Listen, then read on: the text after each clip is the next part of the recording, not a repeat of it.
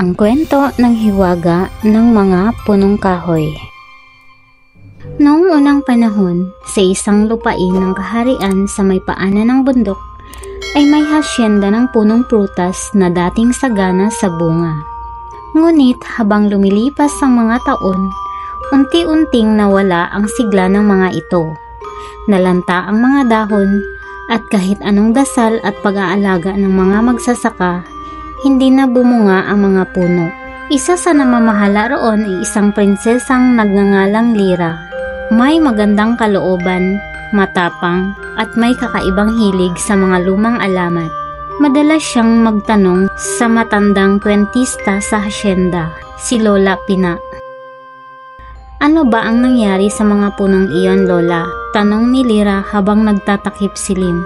"May sinasabi ang mga matatanda," sagot ni Lola Pina, "na nasa likod ng makapal na hamog tuwing madaling araw, may lumang taniman. Isang lugar kung saan ang mga punong kahoy ay bumubulong.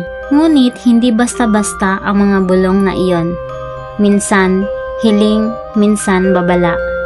Isang madaling araw, dala ng kakaibang pakiramdam, nagtungo si Prinsesa Lyra sa kagubatan. Habang siya'y lumalapit sa loob ng hamog, nakarinig siya ng mahihinang tinig.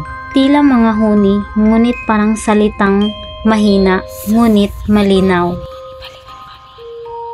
Sa kanyang harapan ay tumambad ang isang taniman ng matatayog na punong kahoy na animoy hindi tinamaan ng tagtuyot. Luntian ang paligid, ngunit malamig. Isa sa mga puno ay tila lumuluha mula sa hiwa ng kanyang katawan. At doon, nagsimula ang hiwaga.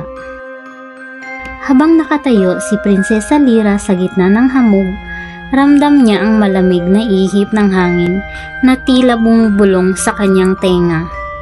Nakakakilabot pero hindi niya maiwasang lumapit sa gitna ng taniman.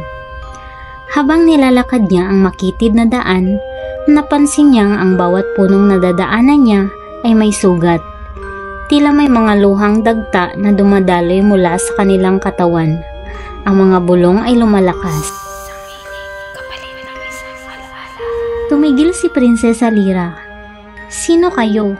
Anong ibig sabihin ng kapalit ng alaala?" Mula sa pinakamatandang puno sa gitna ng taniman, unti-unting lumitaw ang anyo ng isang babaeng punong kahoy, ang diwata ng taniman.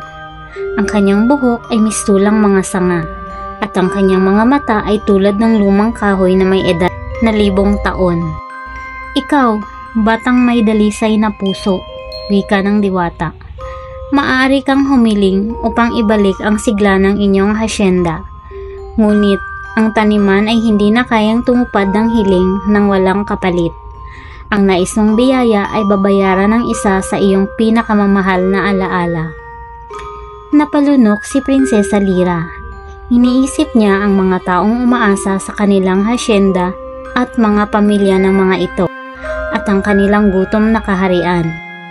"Kung kailangan kong kalimutan ang isang alaala para sa kabutihan ng lahat, handa akong mag-alay," sagot ni Prinsesa Lyra ng buong tapang. Itinaas ng diwata ang kanyang kamay at biglang umihip ang hangin ng malakas. Naramdaman ni Prinsesa Lyra na tila may humugot ng isang bahagi ng kanyang isipan. Isang alaala na hindi na niya muling maalala. Pagdilat ng kanyang mga mata, unti-unting nawala ang hamog. Ang mga punong nasa labas ng taniman ay nagsimulang namulaklak. Tumakbo siya pabalik sa hasyenda ng kaharian at nakita niyang muling sumibol ang mga pananim. Masagana ang mga prutas at ang mga tao ay nagsisigawan sa tuwa. Ngunit habang masaya ang lahat, si Prinsesa Lyra ay tila may kulang. Isang alaala ng taong mahalaga sa kanya, na ngayon ay di na niya matandaan. Makalipas ang ilang araw, masagana na muli ang buhay sa baryo.